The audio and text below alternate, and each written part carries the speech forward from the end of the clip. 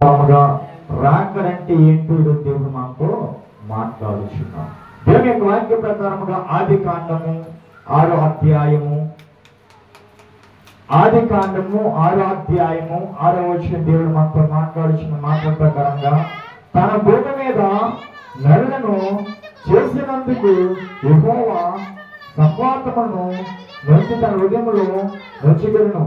అప్పుడు యెహోవా నేను సృజించిన నరులతో కూడా జంతువులను, పురుగులను, ఆకాశ పక్షులను, భూమి మీద నుండుకున్న తులసిదేనును ఏలయనగా నేను వారిని సృజించినందుకు సంతాపమును నొచ్చున్నాను. దేవునికి మహిమ కలుగును గాక.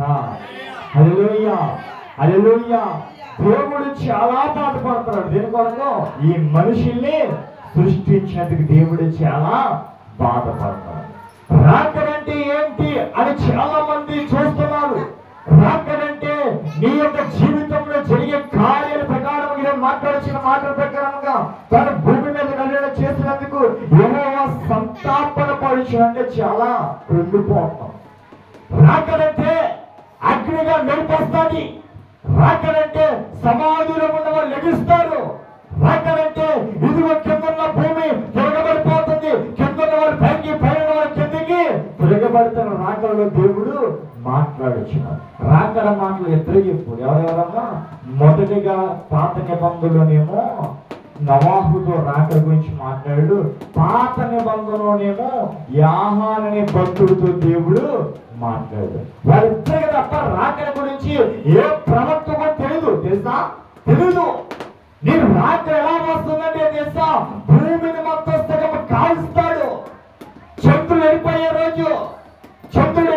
రోజు, ఆకాశము క్షీణించిపోయే రోజు, పంటలు పాడైపోయే రోజులు, మనుషులు చనిపోయే రోజులు.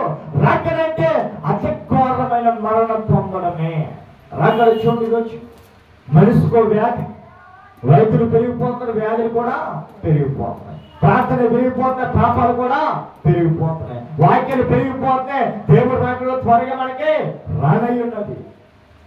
చాలా మంది ఎలా ఉన్నారంటే రాకడికి భయపడలేదు. రాకడి ఎందు ఎలా వస్తుందో తెలుసా? నీ శరీరం దేవుడు కాల్స్తాడు. నూనెలో ఎలాగైతే పచ్చి వేపుచున్నారో ఆ రీతిగా దేవుడు నిన్ను నూనెలో ఏపి వేసే దినములు రానయ్యున్నది.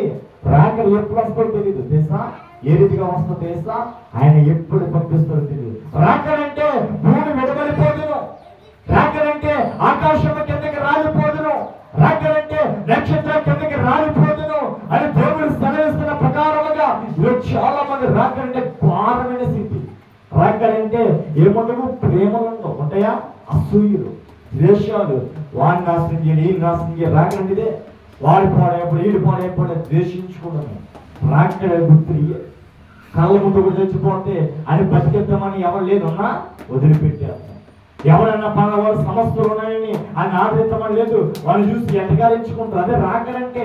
రాకడంటే అనేకమైన కీళ్ళ మీదకి రాబోవడము, ఆటోమేటిక్గా చనిపోవడము. రాకడంటే చిన్న పెద్ద తేడా లేదు, ఉన్నా ఎవరు లేదు. రాకడంటే ఆ జాతి, ఈ జాతి, ఆ మతము, ఈ కులము తేడా ఏది లేదున్నా. రాకడ ప్రతి ఒక్కరి సమానమే. రాకడ ప్రతి ఒక్కరికి వస్తుంది. నువ్వు హిందువైనా, ముస్లిం అయినా, నువ్వు క్రైస్తవువైనా, నువ్వెవరైనా రాకడ సమయంలో తప్పించుకోలేవా? ఎందుకంటే లోకములో ఒక్కరు కూడా నీతిమంతులేనే లేదు, అందరూ కూడా పాపులై ఉన్నారు. దేవుడు వాక్యం స్పష్టంగా మాట్లాడుచున్నాడు. ఆయన రాకడ సమయం మాట్లాడుచున్నాడు. ఈ రాకడ వచ్చినప్పుడు నువ్వు సిద్ధపాటుగా ఉండాలి. రాకడ వచ్చినప్పుడు నువ్వు సిద్ధముగా ఉండాలి. యెహోవాకు వేలు చూడము. రాకడ సమయంలో కనుగొన సిద్ధముతో యేసయ్యను చేరుకునే శక్తి ఉందా అని దేవుడు అడుగుచున్నాడు. ఏకాంత ప్రార్థన ఉందా? కుటుంబ ప్రార్థన ఉందా? శత్రువు ప్రేమించే వారు ఉన్నావా? ఇరుగు పొరుగు వారి కోసం ప్రార్థించే నీలో ఉందా? రాకడ ప్రారంభ దినము నువ్వు మోకరించి ప్రార్థించాలి. ఉందా? రాకల్లో ప్రేరేపించే దినము ఈరోజు. దేవుడు అంటున్న మాట మాట్లాడుకున్నా. అప్పుడు యెహోవా నేను సృజించిన నదులతో కూడా జంతువులను, పురుగులను, ఆకాశ పక్షులను భూమి మీద ఉండకుండా తుడిచివేయను యాడి అనగా నేను వాడిని సృజించినందుకు సంపాదన నుంచున్నాను. అయితే నోవహు యెహోవా దృష్టియందు కృప పొందిన వాడై ఉన్నాడు. దేవునికి మహిమ కలుగును గాక. హల్లెలూయా, హల్లెలూయా. నోవహు ఒక్కడే ఆ తరము వాళ్ళు నీతిమంతుడిగా కనిపిస్తున్నారు. నోవహు వంటి వారు ఎవరున్నారో ఒక్కడే, నోవహు ఒక్కడే నీతిమంతుడిగా కనబడుతున్నాడు. ఆయన తప్ప ఎవరు నీతిమంతులు లేరు. ఉన్నారా? నోవహు ఒక్కడే యెహోవాతో ప్రాయశ్చిత్తం పెట్టుకున్నాడు. నోవహు ఒక్కడే దేవుడికి లోబడి ఉన్నాడు. ఇదిగో రాకడ వస్తుందంట, భూమి కాలిపోతుందని చెప్తే ఏలం చేసుడు ఒకడు, భూమి అంతా రక్తంతో నిండిపోతుందని చెప్తే ఏలం చేస్తూ ఒకడు నోవహుడు కదా. ఇదిగో నీరు జవాబు రాబోతుందని చెప్తుంటే నోవహుడు ఏలం చేస్తాడు. ఏమైపోయాడు? నీటిలోని మునిగిపోయి చనిపోయాడు. మనం కూడా అంతే. దేవుడు ఆత్మను దుఃఖించిన ఆ వ్యాధి మీ మీదకే రానేయింది. ఇది రాకడ గుర్తులు. ఎలా వస్తుంది? సంతోషమైన జీవితంలో ఎలాగైతే అలరి వస్తుందో ఆ రీతిగా బాగున్న జీవితం దేవుడు పాడు చేస్తాడు. రాకడంటే రాకడాన్ని చంపడం కాదు, రాకడాన్ని చనిపోవడం కాదు. రాకడంటే నీవు నడుచున్న కాలంలో పడిపోతావు. రాకడంటే నువ్వు సంతోషంగా జీవిస్తున్న బ్రతుకులో ఆటంకాలు రావడమే రాకడా.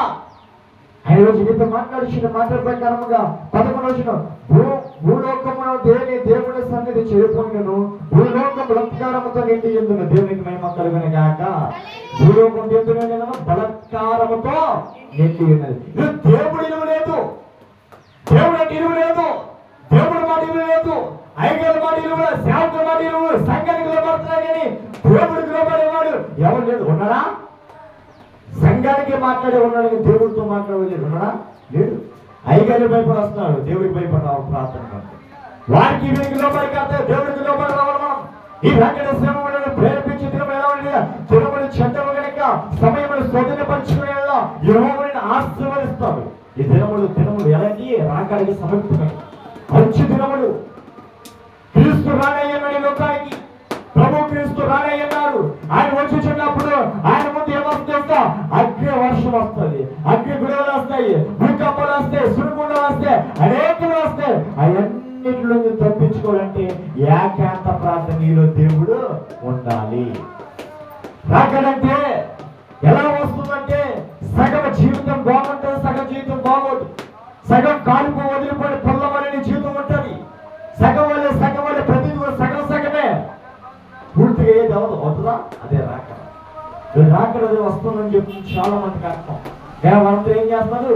ఏలం చేస్తున్నారు. మీ దేవుడు చెప్పారా? మీ దేవుడు మీతో మాట్లాడా? అప్పుడు నోవహుతో దేవుడు మాట్లాడు, నీ దేశం మీదకి, నీ రాజ్యం మీదకి జల ప్రవాహం రాబోతుంది. ఈ వార్త ఓడువాడా తెలియజెప్పు చెప్పాడు. అందరూ చెప్పాడు. వారి బంధువులకి, వారి స్నేహితులకి కాదు, అందరికీ చెప్పాడు. తెలిసిన వారికి, తెల్ల వారికి, ఎన్న వారికి, విన్న వారికి, తెలిసిన చూసిన వారికి, చూసే వారికి, చూడని వారికి, ప్రతి ఒక్కరికి చెప్పుకుంటూ వెళ్ళాడు. క్రైస్తవు ఒకరే కాదు, ప్రతి జాతికి చెప్పుకుంటూ వెళ్ళాడు. చెప్పలేదా? నోవహు ఒకరికి చెప్పాడా? క్రైస్తవులు ఒకరికి చెప్పాడా? నోవహు వెళ్ళి ఇదిగో దేవుడి పెట్టాను మీకు ఒక్కరికే చెప్పుకొచ్చినాను, ఎవరికి చెప్పుతలేదని చెప్పాడా? అన్నది చెప్పాడు. ప్రతి సహోదరికి చెప్పాడు. ప్రతి దేవుడు నమ్ముకుని ప్రతి ఒక్కరికి ఏమవుతుంది? రాకడికి సిద్ధపాటుగా ఉండండి. మన భూమి ఏమవుతుంది? నీటితో మునిగిపోతుంది, అందరూ చనిపోతారంట.